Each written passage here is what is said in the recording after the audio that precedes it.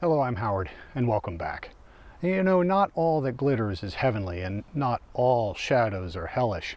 Join me as we step into Swedenborg's eerie spiritual realms, where appearances deceive and the soul's true nature is laid bare. In this episode, we are looking at what really makes heaven. Spoiler alert, it's not just the angels or their good deeds. Let's explore how it's the very nature of the Lord that truly makes heaven.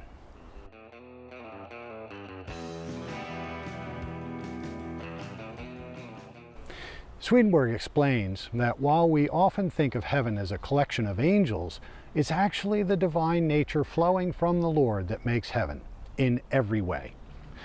The love and wisdom emanating from the Lord fills the angels, making them capable of experiencing heaven.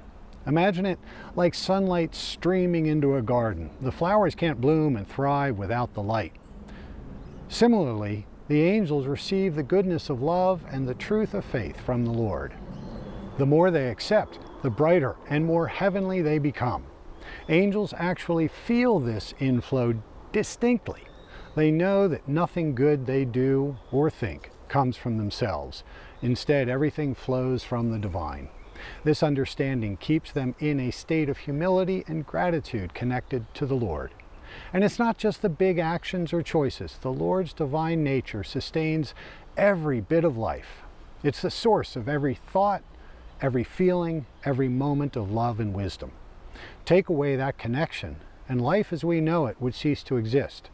Swedenborg explains that everything in heaven, the joy, the peace, the intelligence, depends on how much of the Lord's divine nature each angel receives and lives by.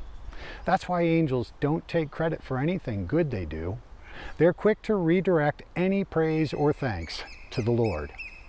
So what happens if someone believes that they are the source of all the good they do? Angels see this as a big misunderstanding. They call such people stupid because they're looking at themselves and not at the divine. They even call them thieves because they're taking credit for what's actually the Lord's. This might sound harsh, but it's not meant to judge. It's simply to show us that in heaven, everything good is the Lord.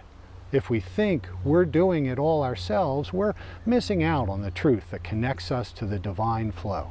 In fact, Jesus himself said it best, "I am the vine, you are the branches. Those who abide in me and I in them will bear much fruit. Without me, you can do nothing." That's the message we find in John 15. The Lord is like the central vine, and we are the branches, drawing life, love, and wisdom directly from him. So if we want to understand what it truly makes heaven, it's not the angels or their deeds.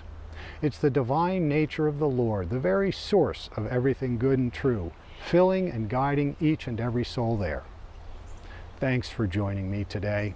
If you're curious about how this divine nature flows into every aspect of heaven and life itself, stay tuned for our next episode. We've got so much more to explore. Until next time, may God bless you.